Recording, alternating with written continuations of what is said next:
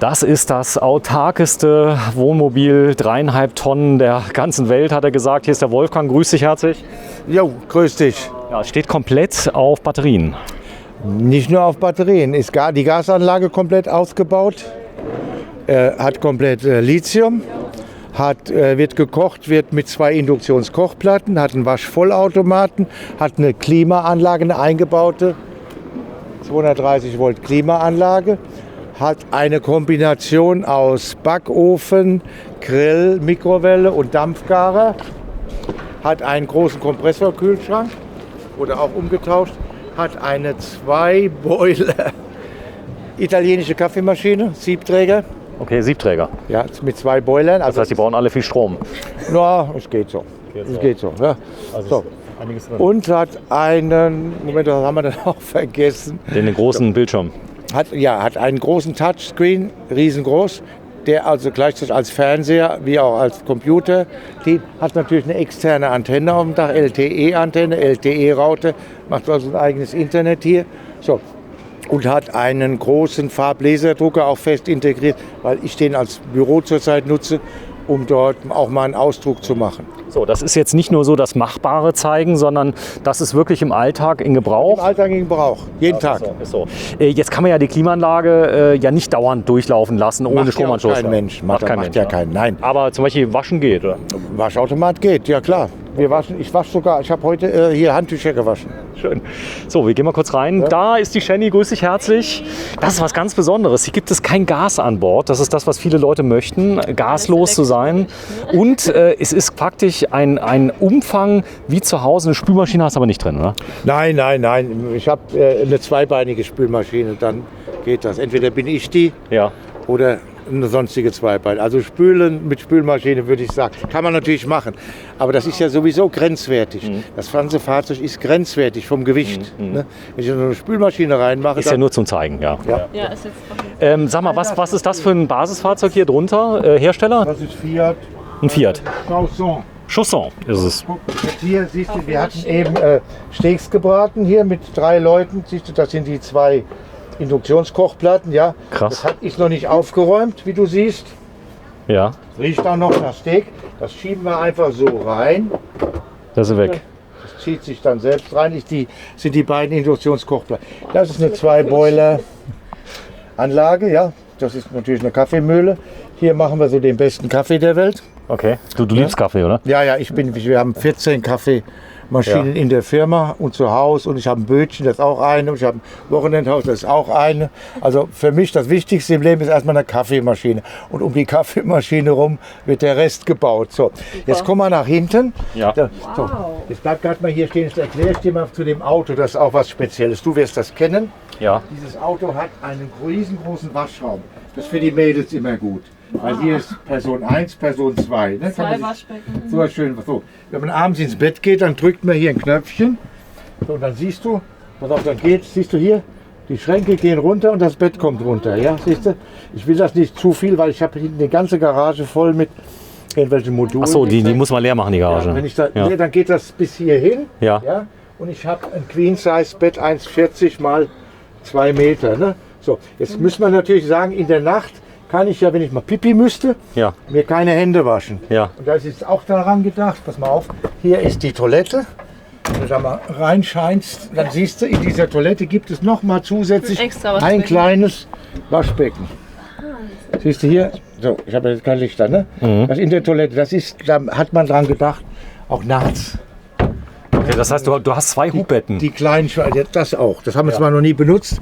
Und zwar dieses Hubbett ist, dieses Fahrzeug wurde gebaut, um auf Messen zu fahren mit 2 Personen. Ja. Und da die eine Trennung haben, ist Person 1 hinten.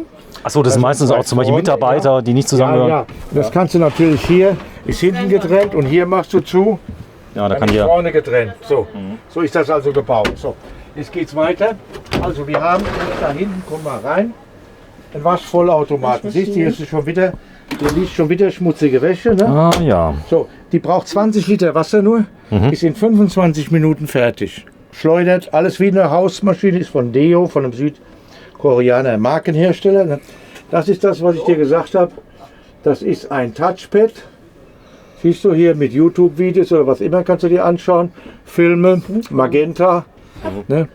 Das geht dann alles über den ganz normalen, den kennst du auch hier. Ja, genau. Ne? So, ja, okay. Herrlich. So, dann ist natürlich okay, das sind so Kleinigkeiten, dass man natürlich auch einen vernünftigen Staubsauger hat. Das gehört auch dazu. Der müsste eigentlich hier oben eingesteckt werden in das. Okay, der kleine in den Strom. Dyson. Das haben die gemacht, der kleine Dyson. So, jetzt geht es weiter. Hier ist eine Dusche, klar, das ist Standard. Warte, ich guck mal ganz kurz hier durch. Ja. So, was du hier oben siehst, ist natürlich die Truma Klimaanlage. Ja. 2200 heißt die, glaube ich. Ne? Was du hier siehst, das ist Grill, Kombi, Dampf und Mikrowelle. Alles in einem. Alles in einem. Hier. Ach, da vorne ist der Öffner. Ja. Und genauso gebaut, wie man es im Wohnmobil baut. Die anderen sind immer so breit. Ja. Das ist schmal, passt perfekt da rein. So, Eine Mikrowelle ist auch drin, gell? Funktioniert so. Siehst du, Ja. hier habe ich einen Tiefkühler. Ja. Da hole ich mir meinen Steak raus. Argentinisches Ribeye. Ja. Hau das hier zum Auftauen rein. Okay. Wenn es fertig aufgetaut ist, kommt es hier auf die Platte. Ja. Und 10 Minuten später Mahlzeit. Ja? So. Verstanden? Verstanden. Das ist natürlich ein Kompressor. Von Haus aus war dieses Ding ein normaler Kühlschrank. Also Gas 230, 12 Volt. Haben wir rausgeschmissen, haben den durch einen Kompressor des gleichen Herstellers ersetzt. Tedford. Ne? So, jetzt zeige ich dir, wie das mit dem Gas geht. Hier war irgendwann mal ein dreiflammiger Gaskocher. Wisst ihr, was ist da jetzt? Gar nichts mehr. Ein Loch. Loch. Also eine Arbeitsplatte. Platte gebaut, passt. Schöne, fette Arbeitsplatte, so, ne? Weil wir brauchen das ja nicht mehr. Ja? Okay. Gas zum Heizen und zum Warmwasser brauchen wir ja eh nicht, weil dieses Auto hat Dieselheizung. Hier von Truma. Da ist er, eine Truma D. Ja. So. Ne? Also komplett ohne Gas. Komplett ohne Gas, nur mit Strom. So, es gibt noch ein paar. So, hier siehst du, da ist auch unten das, was ich dir gesagt habe. Hier. Der Laserdrucker. Okay. Ne, weil das als mein Büro dient. Ja, ich habe kein Büro mehr, man hat mich rausgeschmissen aus allen Büros. Also wir sind so stark gewachsen, wir sind mittlerweile fast 150 Mitarbeiter in Gebäuden, wo wir mit 50 Mal angefangen haben. Okay. Also wir haben kaum Platz. Ne? So, und jetzt muss halt, einige Leute müssen dann halt in Wohnmobilen arbeiten. Und das warst du dann, Oder gell? zwar, ich war das dann, ja. Verstehe. Ich musste das. Ne? Ja, okay, hier vorne sind auch noch ein paar Tricks dabei. Was du hier siehst, ist kein Radio, sondern das ist ein Entoid-Radio, was auch gleichzeitig auch wieder Computer ist, was auch diesen Victron-Bildschirm spiegeln kann während der Fahrt. Da siehst du ja, was energetisch los ist in dem Auto. Ja? Zurzeit hängt der sogar, den haben sie eingesteckt am Strom, obwohl das gar nicht sein muss, meine Leute, weil wir hier einen Landanschluss haben. Ne? Aber da siehst du ja ganz genau, was energetisch passiert. Hast du die Möglichkeit, den mal kurz rauszuziehen, den Landanschluss? Mach mal gerade, da können wir nämlich mal die Leistung sehen von der Solaranlage. 1000 Wattstunden am Dach, das ist richtig viel. Also das ganze Dach ist voller Solar. Erst ein bisschen verbrauchen. Ja, genau. Mit Solar, genau. So, Land 71 Watt. PV-Ladegerät ist 0. Und wir haben 100% Ladung. Ja, das war deutlich. Jetzt müsste gleich... Also er wird jetzt mal gleich mal... Nee, er wird jetzt mal eins machen. Er macht jetzt mal... Es scheint auch die Sonne. Du weißt, was passiert ist. Ich glaube, der Smart geht schon auf... Er ist kurz auf Ladung gegangen, hat wahrscheinlich gemerkt, der Smart ist voll. Ja, der Smart ist voll, das ist auch alles voll. Aber wir können mal die Mikrowelle kurz anschalten. Mach mal. Weil solange das ja 100% hat, Ja, lädt er er ja nicht. Verstehst du? Wenn ich aber hier jetzt in die Mikrowelle ein Stückchen Fleisch rein tue ja, und sag, jetzt mach mal Start. So, siehst du hier gleich da oben rechts, wo die AC-Last ist. Siehst du, was ich da tue? Ja, 922, das nimmt die Mikrowelle, ja. Aber aus der Batterien gehen minus 1300 Watt, siehst du links unten? Ja. Also die Batterie so. Und irgendwann, wenn das auf 99% kommt, dann wirst du sehen, dann schaltet die Solaranlage wieder ein. Aber zurzeit haben wir keine Sonne. Ist 171 Watt, macht die. Trübe, bewölkten Himmel. 173 Watt. Ja. Ja. Ja. Ja, ist doch gut für 100. Also jetzt trüb. 138 heißt, sobald die Sonne scheinen würde, wären da jetzt wahrscheinlich direkt wieder 500-600 Watt drauf, oder? Ja, ja. Das siehst du also, wenn du eben war in die Sonne, hättest du das gesehen. Nicht nur 500-600, bis zu 1000 Watt kann man Bis zu hier 1000 sehen. Watt Peak. Ja, ja. Schön. Also du hast mich begeistert. Was ich toll finde, wenn ich mal ganz kurz mal alleine reinfilmen darf, du hast es eben schon erwähnt, das ist ja mal ein ziemlich cooler Grundriss hier mit dem Bad, oder? Ich fand das am schönsten, was ich finden konnte. Da habe ich das gekauft. Wenn du mal gerade so liebes gerade noch mal hochfährst komplett, dass wir das noch mal sehen. Also du hast hier im Normalzustand hast du quasi ein komplettes Bad. Ja. Wir 2 Leute, Für 2 Leute. 2 Waschtische. Auch hier riesen Vorrat. Guck, hier ist alles mögliche. Moment, muss man hier öffnen. Endlich ist das verklemmt. Ja, ist egal. Im Moment, jemand hat was damit gemacht. Also riesige Staufächer. Staufächer. Hier Staufächer. Ja. Hier, du siehst, das wird auch benutzt alles. Hier Staufächer, hier Staufächer. Du hast hier im Boden Staufächer. Hier, hier. Und du hast natürlich diese Kleiderschränke. Ne? Die nutzen die Leute hier auf der Messe um ihre Sachen. Da noch ein Kleiderschrank. Also für links, da für rechts. So. Und du, Nachts einfach nach unten fahren. Ja. Ja. Also ich kann ihn jetzt nicht so tief fahren, weil ich habe dir gesagt, die Garage ist hier voll mit Solarmodulen. Nicht so hier. Ja. Moment. So, und das ist das Bett dann. Ja, das ist das Bett. Ein Queen Geht Size. sogar. Geht sogar. So, und das heißt, du drückst drauf, du kannst alles liegen lassen oben drauf. Ja, kannst alles legen. Jetzt kippt es ein bisschen, weil ist doch Ja. die Garage nicht ganz leer. Passt. Dann fahren wir den wieder hoch. Okay, und es geht sehr schnell. Das heißt, du kannst ruckzuck Tag-Nacht machen. Also für mich war das, ich habe nichts Besseres gefunden, was für meine Zwecke gepasst hätte. Die machen sowieso so ziemlich coole Grundrisse bei Chausson, finde ich. Also ganz außergewöhnlich. Jetzt auch den neuen, den die haben. Ja, der kleine. Den kleinen Kastenwagen, der aber den Platz hat von einem Teilintegrierten. Ne? Okay, ganz kurz zur Leistung nochmal. Ihr habt hier 400 Ampere-Stunden drin, echte nutzbare Leistung. Das zeige ich dir auch. Ja. Hier, guck mal, hier unten, wenn du das siehst, da ist die Verkabelung. Ja. Das ist schon nur die Verkabelung. Hier ist eine 200er Leondron, hier ist eine 200. Wenn du dich recht erinnerst, du hast mal ein Leondron-Video mit mir gemacht. Ja. Leondrons ist plus sortiert. Ja. Das heißt, 200 Ampere ist zwischen 5 und 10% mehr in der Batterie. Also diese Batterie hat vielleicht 225 und die hat 216. Okay. Das heißt, ich kann sie zu 100% nutzen. Verstehst du? Weil ich ja plus sortiert bin. Also, damit die Batterie nicht tief entladen wird. Alle Leondrons sind plus sortiert und du kannst im Prinzip genau das rausziehen, was auch netto in der Leondron drin ist. Ne? So, siehst du hier, du hast hier zurzeit haben wir 99%, das ist nur eine Batterie. Ich mache mal die zweite Batterie auch, weil wir immer hier unterwegs sind. Moment, links, rechts. Stark, du siehst so viele Batterien aufgrund Das ist jetzt eine Batterie. Ja, ja. Die Batterie hat 224 Ampere-Stunden eine, aber es ist eine 200er. Okay, das heißt, du kannst aber maximal 200 entnehmen. Ja, 100% dessen. Ja, ja. Das sind dann 200. Ne? Verstehe. Mal gucken, warum die zweite nicht will. Das ist interessant. Er hat hier nebenan hat er ganz viele Batterien, die alle angezeigt werden gerade. Hier sind viele, die werden alle Viele, die da sind, ja. Ich weiß gar nicht, welche das ist Auf hier. Batterie. Ist nicht schlimm. Na, okay. Aber es sind 2 Stück, also praktisch 2x200. 200, 200. Dann sind noch 3 Solarladeregler von Victron hier, auch unter dem Sitz verbaut. Weil ich habe ja die 1180 Watt auf dem Dach, habe ich unterteilt in 3 Kreise. Ja. Das sind auch keine normalen Module, das sind die Light-Air-Module. Das heißt, das sind eigentlich flexible, ganz dünne Module, die nichts wiegen, aber in einem Rahmen eingespannt, sodass sie eigentlich so verbaut werden wie gerahmte, aber nur ein Drittel des Gewichts haben. Weißt du, wenn du mal so lieb bist, mach mal das Heki bitte auf. Da kann ich mal kurz oben drauf filmen. Da siehst du das. Weil dann sehe ich das mal. Moment. Weil du hast das ganze Dach voller Solar gemacht, gell? Ganz voll, ja. Bis auf die Klimaanlage. Ja, bis auf die Klimaanlage, ja. Kannst du mal gucken. Warte, ich guck mal gerade raus. Ja. Da kann man mal schauen. Ich hoffe, ihr könnt es sehen. Die sehen aus wie standardgerahmte Glasmodule, sind sie aber nicht. Die wären zu schwer. Warte, ich filme mal gerade Würde hier ich gar nicht mehr. durch. Ich hoffe, ihr könnt sehen. Ich kann leider nichts sehen, aber Die Kamera sieht das. die Kamera sieht das bestimmt. So, da sind also alles Dach voll. Alles voll.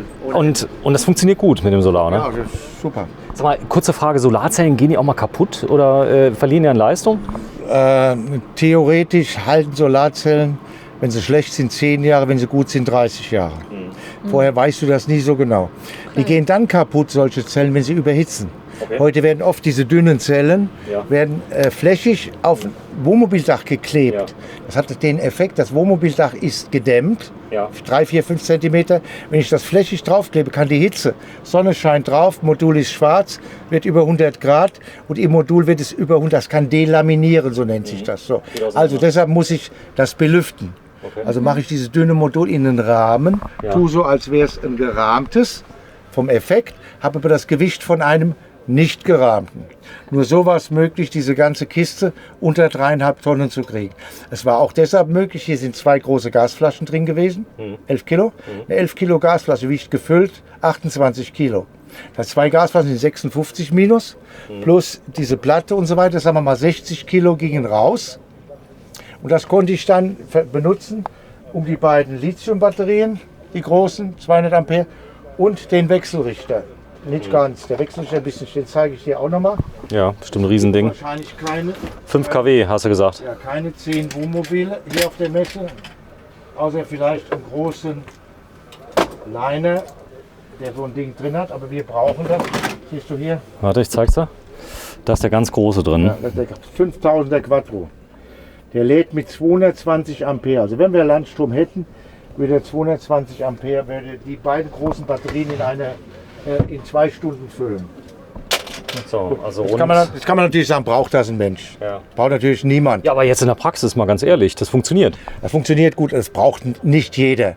Nicht jeder braucht auch 500 PS im Auto, aber es ist geil, wenn man es hat. Es gibt viele Leute, die kaufen sich ein Auto mit 500 PS und lassen es tunen auf 800. Ne? So ähnlich muss man das hier auch sehen. Ja, aber wenn du jetzt hier lebst in so einem Auto und das hier ist ja ein tolles Auto. Ich werde die ersetzen, die Batterien. Ja. Es gibt die neuen 300 Ampere von Leontron ab Oktober. Da werden die 2 200er kommen raus. Kleinplatz kommt 2 mal Also 300 rein. Weil du kannst nie genug Solar auf dem Dach haben. Du kannst nie genug Batterien haben. Weil du hast ja Schlechtwetterperioden. Ja. Ne? Siehst du, jetzt ist es ein bisschen heller geworden. Siehst du, das ist aber auch. Nein, wir haben keine Last mehr. Also und deswegen lädt er nicht Das mehr. ist 200 Watt. Ja. So, wenn ich jetzt wieder den Dings da anschalte, ja, Ja, ein bisschen über Himmel auch. oder die Klimaanlage anmache, ne? Jetzt will er es wissen. Warte mal. Mal kurz mal schauen. Jetzt haben wir hier einen Verbraucher. 1 kW haben wir jetzt schon anliegen. Über 1 kW. Und jetzt macht die 300 Watt. Ja. 300, es geht, die wird wahrscheinlich noch höher sein, jetzt scheint die wenn die Sonne. Batterie sich entlädt. Ne? 357, 400, 500. Ja. Krass. Ja. Und da ist jetzt Wasser sogar drauf. Ne? Die sind jetzt nass, da ist Wasser drauf. Okay, das hemmt das alles, oder? Ja. Schön. Jetzt ist er fertig mit seiner Mikrowelle. Okay, das heißt, du brauchst eigentlich keinen Landstrom, aber ist ja Nein, ganz nie. praktisch. Nein, auch im Büro. Der steht vor dem Büro. Ich habe keinen Landstromanschluss. Vielleicht einmal, wenn schlechtes Wetter ist, einmal in der Woche mache ich mal den Landstrom, lasse die Batterie nachladen. Ansonsten reicht fürs normale Leben reicht es ohne Landstrom. Wolfgang, komm, wir gehen mal raus, machen eine Abmoderation. Ich mag dein Steak, muss ich schon mal sagen. Ja. Du brauchst auch hier keine... Du hast einen Tiefrahmen hier, das heißt also toller Einstieg. 778 heißt das Modell für alle Leute, die es sehen wollen. Chausson ist der Hersteller. Und ihr habt es umgebaut zum Leontron gaslosen Messemobil für 2 Personen. So, und eigentlich ist das ja nicht, dass da jetzt jeder reingeht, sondern du hast uns das jetzt mal gezeigt, oder? Ja, das ist jetzt kein Ausstellungsobjekt. Auch dieser Smart, das ist nur eine Idee, um zu sehen, dass die Firma Leontron, dass wir uns auch Gedanken machen über zukünftige alternative Konzepte. Ne? So, und das ist dein Sohn, gell? Das Verkaufen, das ist das ist der Jüngste. Ist der nett? Der ist sehr nett, der ist Geschäftsführer von Leontron. Das ist ein netter Kerl. Und der ist nicht nur nett, der ist auch schlau. Du bist von Carex. Ich bin der Adoptivsohn vom Wolfgang. Ja, du kommst aus Mich hat adoptiert. Du kommst aus Nordrhein-Westfalen und du baust so Sachen, zum Beispiel ein Wohnmobil, oder? Richtig, wir machen Reisemobiltechnik, genau. Du machst alles. Das heißt, also gib dir die Aufgabe, du findest dir irgendeine Lösung. Das klingt jetzt so unmoralisch, wenn du sagst, du machst alles. Aber hier zum Beispiel Victron Energy einbauen, Ja, das geht. machen wir. Ja, das ist auch eine unserer Spezialitäten, die wir auch machen. Wir machen also Netzvorrangschaltung, Landstrombegrenzung. Leontron-Batterien machen wir, Lithium-Technologie, Solaranlagen, Luftdieselheizung, Weitec-Verladesysteme. Das ist unser Spezialgebiet. Das ist das alles, was wir machen. Hier übrigens, das haben wir eben im Video gezeigt, hier die Parallelschaltung mal. Richtig schön. So soll man es machen, oder? Ja, genau. So sieht's aus. So wie wir eben gesprochen haben, genau. Gleiche Kabellängen, ganz wichtig. Ne? Man kann auch auf so eine Verteilerschiene das bauen. Das gibt es verschiedene Möglichkeiten. Die Pluskabel muss man dann noch nicht rot machen, oder? Bei der Parallelschaltung. Wenn man weiß, was man tut, nicht. Stimmt. Ja, das geht auch in schwarz. Ich habe nicht gedacht, die Schwarzen leiten kein Plus.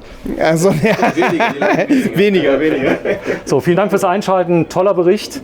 Ja, bei Leontron richtig tolle, nahbare Firma, obwohl ihr jetzt über 50.000 Mitarbeiter habt. Nein, 50.000, nicht 150. 150, da habe ich das verwechselt, aber so ist es. Ja, vielen Dank fürs Einschalten. Tschüss. Ciao, ciao. Tschüss.